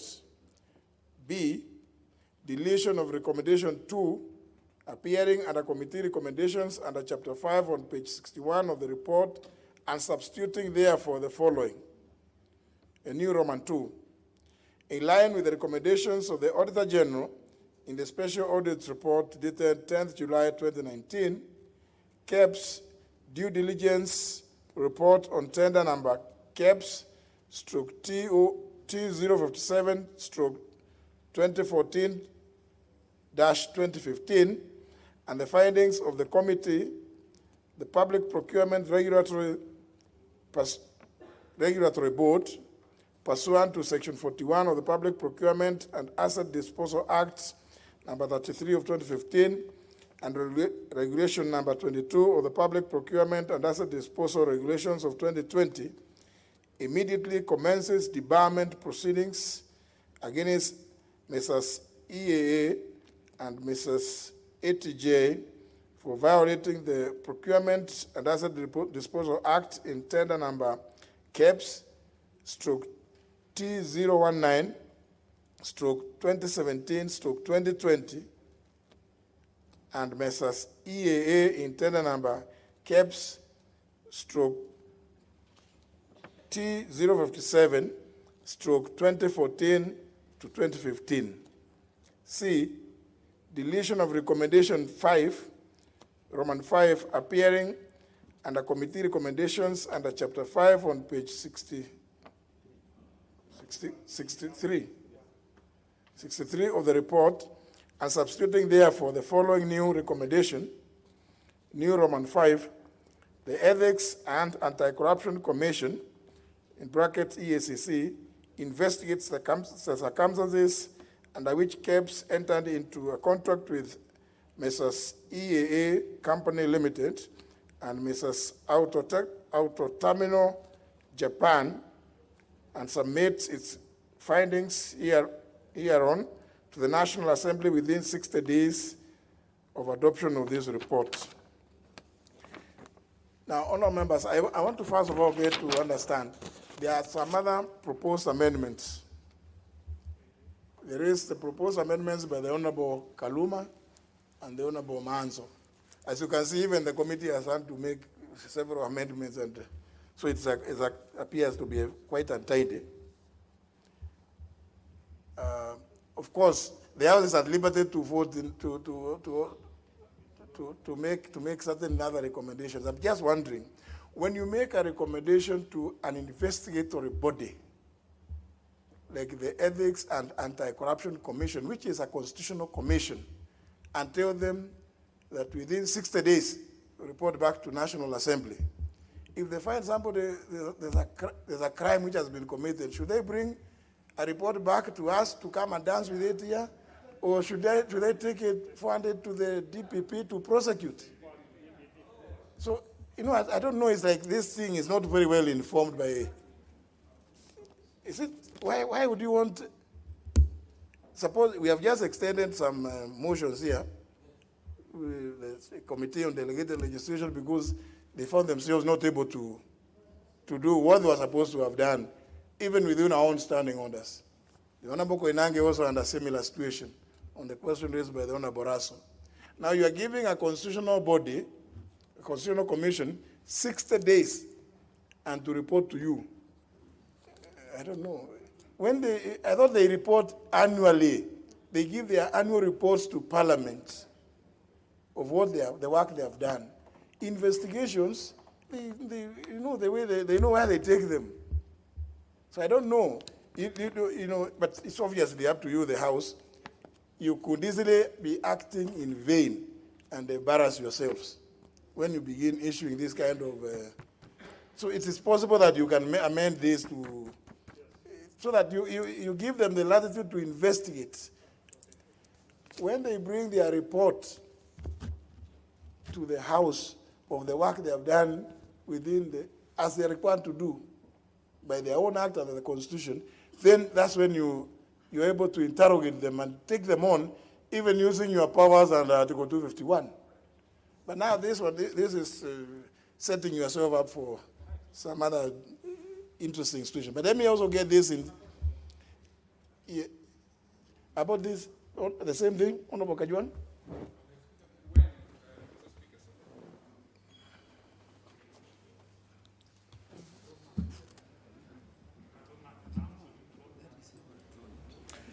Mr. Speaker, sir. Yes, yes, Mr. Speaker, sir, I thank you for recognizing me. Mr. Speaker, sir, I have looked at this report for quite some time now. As you know, it has been before us for quite some while. And I've looked at the amendments also by the member for Homa Bay, which has also been with us for some time. And today I have seen the amendment that is proposed by the chair of the PIC. And Mr. Speaker, sir, you know that in this House I stand for procedure and for administrative law to take place. Sometimes when I see some of these things, I get the impression that we have not learned from history. You know, we are hauled in court every single day.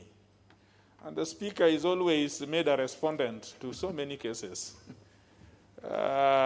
because of things which we could have done better, so that when they leave our hands, whoever would want to look at them that is their problem, and they would make their own decisions, and we would comfortably go home feeling that we have done our bit. But when we consciously make mistakes that we could easily, breach, I get the feeling that we give ourselves a bad name for no reason. Mr. Speaker, sir, looking at the recommendations, the amendments sought by the chair, they are good. But some of them, if we leave them go the way they are, they will even spoil what is good. And you see, Mr. Speaker, sir, you have the opportunity, even before we commence on this debate, that we can clean up the papers that we have in such a manner that if then we debate and pass them, then we will not mind or we will not care really what other institutions, if they were to look at this thing again, would come to. For example, Mr. Speaker, you have just stated very correctly that we are asking EACC to investigate and come back to us within 60 days. Of course, as you say, Mr. Speaker, sir, EACC only gives us annual reports. But more interesting, EACC, once they have investigated a subject, they must pass it to the DPP for prosecution. What would the EACC be bringing back to us, having investigated and having formed an opinion whether somebody is guilty or not guilty? If somebody is not guilty, that will be the end of the game. But if somebody is guilty, why would they bring us to us? Are we a court of law that then we would hold some court-martial and convict somebody? That information cannot come back to us, even if it was to be done within 60 days. Now, Mr. Speaker, sir, this is a constitutional commission, and I wish now we have understood that we respect everybody's role. It is very untidy to direct a commission that is independent, just like PSC is independent. If we continue doing these kind of things, we will be in court every single day, and people will think that we do not know our roles under 95, under 94. But Mr. Speaker, sir, look at the other recommendations equally. There is a recommendation, for example, that is saying that certain people who have been named, that these people be held responsible. I've never understood what held responsible mean. What is this personal responsibility? I mean, everything, of course, is personal responsibility. I suppose that the committee wanted to say that they should be responsible for certain acts. But that does not come out in that report. If it comes out the way it does, we are acting in vain because the guy will go on whistling because, of course, it's personal responsibility. But what is that personal responsibility? It is just a matter of couching this thing that probably if we refer them to our legal experts, they would help us tighten it in such a manner that it would do what we are supposed to do. Now, look, the person is being held responsible for doing what? For neglecting a PIC report. Now, if he has anybody who has neglected a report, Mr. Speaker, sir, let me just have a minute. If somebody has neglected a report, if somebody has neglected a report, he's on a point of order also. I think in this, I mean, when one person is on a point of order, now you also want to rise on a point of order. That is chaos. Thank you, Mr. Speaker. Mr. Speaker, if somebody has neglected the PIC report, yes, proceed. If somebody has neglected a PIC report in a matter, for example, in this one, he seems to have neglected the report of getting advice from the Attorney General, which is a very serious thing. But this House has its mechanism of enforcing its procedure through implementation committee. A person who has ignored a committee's report is not enforced the way we are doing. This is guillotine. The only way is to take him back to the committee on enforcement, so that he also gets another opportunity of saying, so why did you ignore a report? If we go this way, it is guillotine and it is chaos, Mr. Speaker. But that is what that report is all about. Mr. Speaker, sir, there are several things which I would have demonstrated, but respectfully, Mr. Speaker, I urge you to either use your own, standing order number 1 and your own discretion, and something which will help all of us. We want to debate this thing. We don't want it to lose sight of it. It should come before us. Let us debate, and if we find these public officials culpable of something, we must say so, and we must get them responsible for what they are. But let us do something which makes us get them where they belong. Mr. Speaker, sir, I urge you to find that this is one of those motions which you can take back. Either send it back to the committee so that we tighten it up, or, Mr. Speaker, sir, you can, by your own, make a determination as to whether the tenets of administrative law and fair rules of the game has been met. How can you, for example, want to debar somebody using rules which came to effect after the offenses have occurred? It cannot work ex post facto. The rules came into effect on some day. By the time these acts were said to have happened, those rules were not there. So now, under Article 50, Mr. Speaker, sir, you are very conversant with Article 50. How would you want to predate these actions and find somebody to be debarred on actions which were done when that thing was not law, Mr. Speaker? Mr. Speaker, sir, look at this. It is going to embarrass us. I think it can still be taken back to the committee. I think we still have experts, and I think we still have the will. When we return it to this House, it can be a missile which is guided and a missile that will succeed in its purport. I thank you, Mr. Speaker.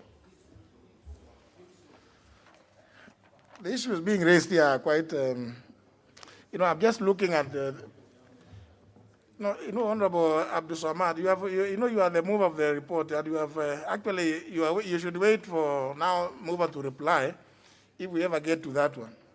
So you are almost, you are nearly spent. Because you see, there's a point that has been raised by the Honorable Kajwang.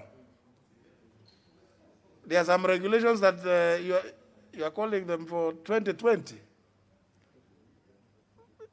But the issues we are raising here about 2015, 2014, 2015. So, are you going to have this recommendation number 1, number B?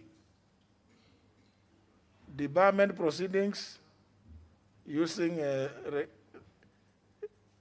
public procurement and asset disposal regulations 2020 immediately, and you want that to be immediately.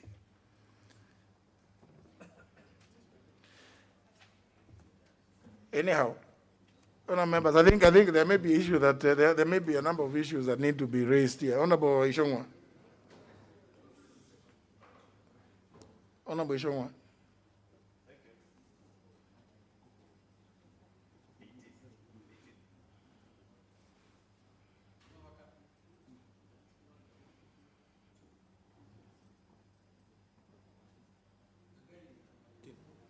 Thank you, Honorable Speaker, and I was keenly listening to both the chair and the issues that have been raised by Honorable T.J. Kajwang, and I want to agree with Honorable T.J. Kajwang on one aspect and disagree on another aspect.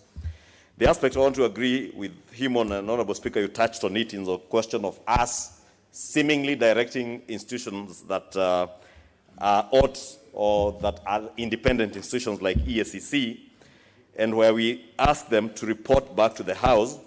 I'll probably request the chair maybe to amend that, or if the other two honorable members who have amendments could alter that, probably to have EACC to investigate, and instead of submitting its findings hereon to the National Assembly within 60 days of adoption of the report, EACC should be able to investigate, and if there are people who are found culpable, to forward the investigative findings to the office of the DPP to take action. To Honorable Speaker, if we are to argue that way, that indeed if someone is found culpable, action must be taken, and we want to indeed assist in the fight against corruption as a House, because what is in this particular circumstance, Honorable Speaker, and I speak about this issue with authority because I was the Vice Chair of the Public Investments Committee in the last parliament under the able chairmanship of the Honorable Commissioner Kainan. And I can tell you, Honorable Speaker, that the issues that have been raised in the committee's report is unfortunate. We had started looking at some of these issues, but the term of the last parliament came to an end before we finalized. But indeed, there were issues to do with fraud and forgery by the companies that have been named. And therefore, Honorable Speaker, we must ask ourselves, if we are saying that we investigate and recommend to DPP for action, if in the same circumstance that somebody has been found to have flouted the Public Procurement and Disposal Act in terms of even being able to forge documents and fraudulently getting into tender business in this country, Honorable Speaker, are we then saying, if we are to agree with what Honorable TJ Kajwang is saying, that we cannot take action because regulations are not come into place? Because the Public Procurement and Disposal Act, Honorable Speaker, allows government and institutions to be able to debar. The only thing that was lacking is the means within which to debar, because the regulations were not in place. And therefore, I absolutely find nothing wrong with, now that we have regulations in place, if someone has committed a crime, the law should be followed to the letter and that person should be debarred. Otherwise, you'll just be encouraging people, Honorable Speaker, that today I can steal your jacket because I know the penal code does not stipulate, or what is there in law does not stipulate how I should be punished. But tomorrow, should Parliament, in the course of the proceedings of the court case, Honorable Speaker, should Parliament enact either regulations or legislation that stipulates how I should be punished, Honorable Speaker, I feel that then action should be taken. I really want to support some of those recommendations and disagree with the Honorable TJ Kajwang in a manner. In notice is the argument was advancing that since the regulations had not been published at that time, there was a mechanism still, Honorable Speaker, that, and I think we have all done this even in our own quarters, and I can tell you, even in my own CDF committee, when we were patrons of the CDF committee, there are people I found who had breached the law in terms of procurement, and we would blacklist them. And what I think the committee is simply asking for is that anybody who has flouted the law, anybody who has engaged in forgery and fraud, then should be debarred from conducting business with the government of Kenya. Honorable Speaker, the World Bank and IMF, and they are very keen on what we do. I've just seen an article today, them debarring a Kenyan company in the IT sector. And they have done that, and we have had issues. Honorable Kainan will tell you, when we were in the Public Investments Committee, we had companies that had been debarred by the World Bank and IMF because of issues to do with forgery and fraud in procurement processes. And therefore, this House, Mr. Speaker, must not in any way be seen to be entertaining forgery and fraud in procurement processes, because if there's corruption in this country, Honorable Speaker, it begins and starts from the procurement process. And where to fight corruption is not at the DPP's office, Honorable Speaker, is to ensure that for you to know if you engage in fraud and forgery, you will no longer do business in the Republic of Kenya. And therefore, Honorable Speaker, I want to support the recommendations by the committee. Forgery is a crime in the penal code. So I'm wondering why if you say if there's been forgery, you don't even need to wait for regulations. Those are people who should be taken straight to court under the penal code. So it's not even. But yeah, I mean, but you see, when you say there is, and I think I want this committee. I wish they could listen to this. Are you able to differentiate between the Public Procurement Regulatory Board and the Public Procurement Regulatory Authority? Because there's a recommendation in your amendment. You need to be careful. You may be recommending to people who have no authority to do the things you are telling them to do. The authority is separate from the board. Anyhow, can I get indication as to whether the honorable, so that we know whether we are debating the motion as amended, which is it has been seconded by the Honorable Abdisalan. If there are further amendments, we need to get them so that we'll know where we are. So let me get indication from the Honorable, the member for Homa Bay, Honorable Kaluma.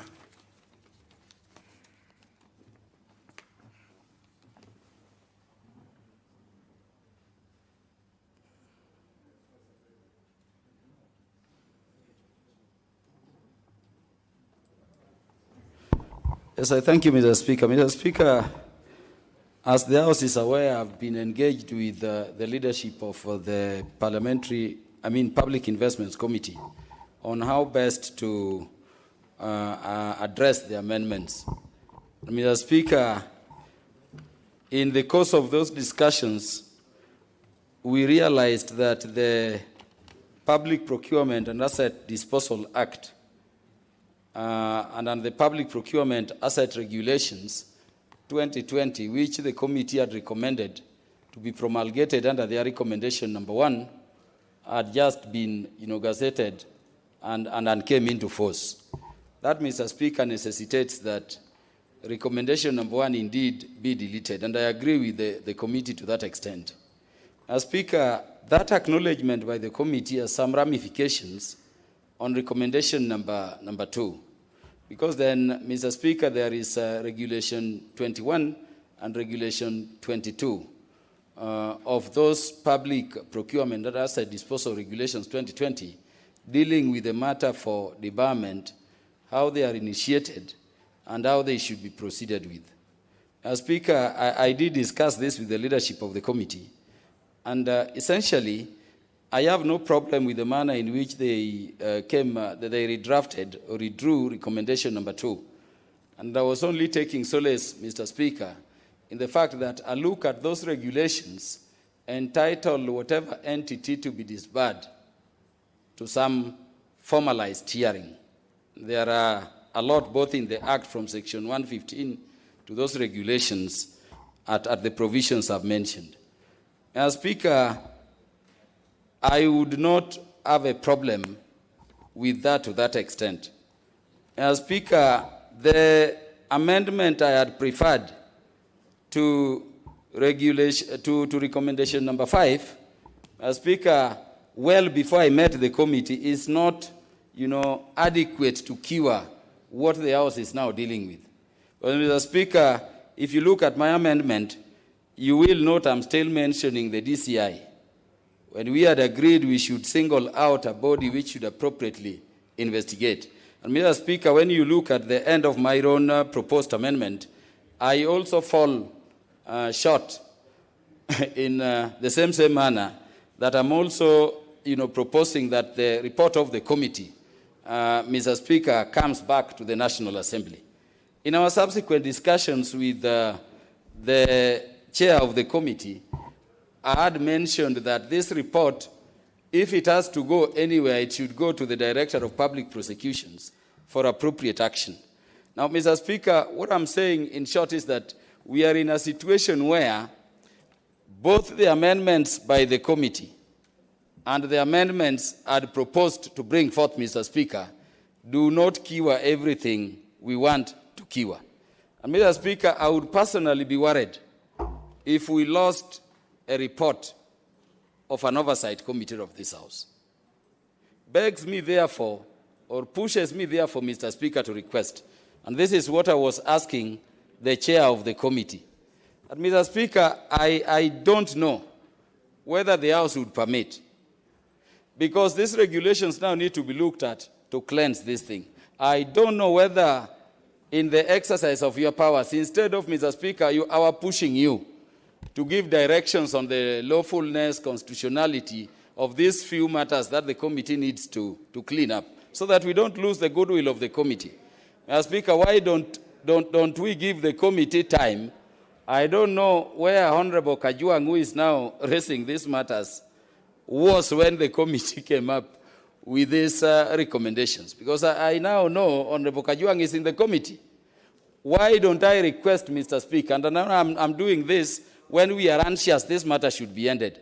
Why don't we give the committee even tomorrow, and we say we have to conclude this thing on Thursday, and the committee sits and does their technical cleanup so that we come to support the committee straight away as an oversight committee of this House. Mr. Speaker, that is the request I would make. But truly, there are some challenges which can be cleaned up, and my prayer is that we clean them up, Mr. Speaker, without losing a report of an oversight committee of this House. It would be a wrong thing to do. I thank you, Mr. Speaker.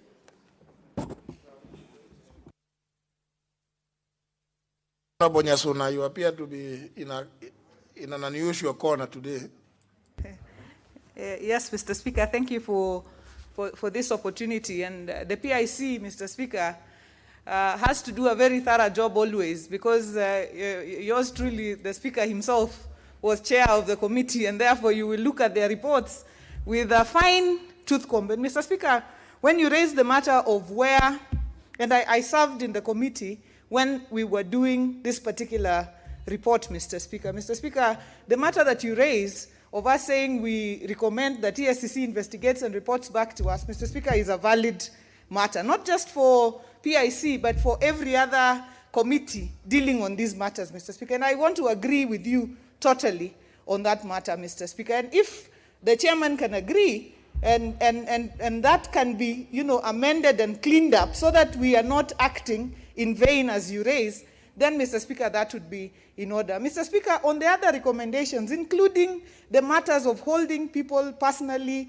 liable, Mr. Speaker, we were in the process of dealing with a special audit of the Auditor General, a special audit that was thoroughly conducted. The Auditor General went to Japan, to the UAE, to the UK, to find out if 3 companies had actually provided the right information. And they went there and found that these companies had given very wrong information. And when they came back, they proposed in their report, department, how are we interacting with KEBS at this point? We had invited them to respond, Mr. Speaker, to the issues that had arisen in the special audit. But the time at which they came, there was an advertisement in the newspaper where they were advertising expansion of the existing contract. And they came to us with a status update showing that these very companies that the special audit was recommending debarment for were the very companies they had shortlisted for purposes of award of a new contract. So therefore we said, why don't you consult with the Attorney General on this matter? But the reason why the MD is being suggested to be held personally responsible is because all that was ignored. And despite he himself having had this special audit report for 6 months, since 2019, he did not pay any attention to that report. He proceeded to award the contract to these companies that recommendation had been made for debarment. And I want Honorable Kajwang to understand that this is the point from which we were coming. So we were saying, and he did not consult with the Attorney General. And even when he consulted, he provided wrong information. And this is why we went ahead to say, in the event there is any loss of money, public money, because of this matter, then he must be held personally responsible, because it is not for not knowing. So, Mr. Speaker, some of these recommendations go to the very heart of how how some of these people are dealing in these institutions. Sometimes you say they do not know, but sometimes they actually know what they are doing. So, Mr. Speaker, if whatever way you rule today, it is important that the House interacts with that special audit report that the Auditor General, provided damning issues. The only reason these companies had not been debarred, when we invited the Public Procurement Oversight Authority, they told us the only reason they have not debarred them is for lack of regulations. And therefore, when we said, when the regulations come in place, then they should be debarred. Mr. Speaker, we should not let them off the hook just because when this was happening, the regulations were not in place. It was not that there was no provision for debarment.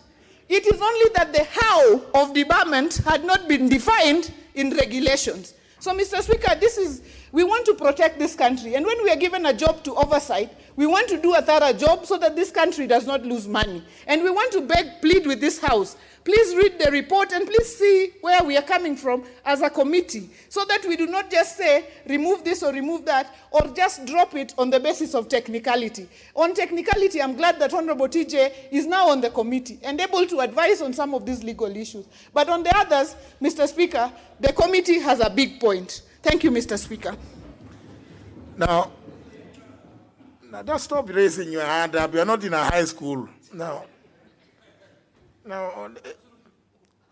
we need to, you see, I needed to get the education from the Honorable Peter Kaluma. Honorable Peter Kaluma, quite apart from suggesting that the committee goes to clean up, Yes. is it the case that your proposed amendment to 2, 3, and 4, you are dropping them? Mr. Speaker, because largely they are in tandem with what the committee has suggested. No, Mr. Speaker, the position I'd given to the House when I committed to engage the committee was that if we can come to agreement with the committee on the substance of amendments, then there would be no reason for me on my part to continue with my amendments. In which case, Mr. Speaker, I did not just only communicate that fact on the floor, but I also wrote, I remember, to your office, saying if the committee can carry my thinking forward, then I have no reason to stand on their way. Mr. Speaker, we are in a situation where there are a few challenges. What I would be requesting is that if we are to stand down, Mr. Speaker, let us have the committee do their work. If I'm accommodated, well and good. If not, I would myself be making further amendments to my report. I'm still concerned, Mr. Speaker, on the drafting of some drawings. And this is something I spoke to the chair, just to make it more pointed. So I would request, if you are standing it down, you stand it down so that everybody who has concern about the recommendations can harmonize them with the committee. If not, a person like me who was proceeding on principle can further amend or withdraw my existing amendment and substitute with a proper amendment which can speak to the matters Mr. Speaker is guiding us on. I thank you, Mr. Speaker. But you see, Honorable Kaluma, there is, your proposal is that subject to deletion of recommendation Roman 2, 3, and Roman 4, appearing under the committee recommendations under chapter 5 on page 61 of the report. That was one. And you don't have any issues with that.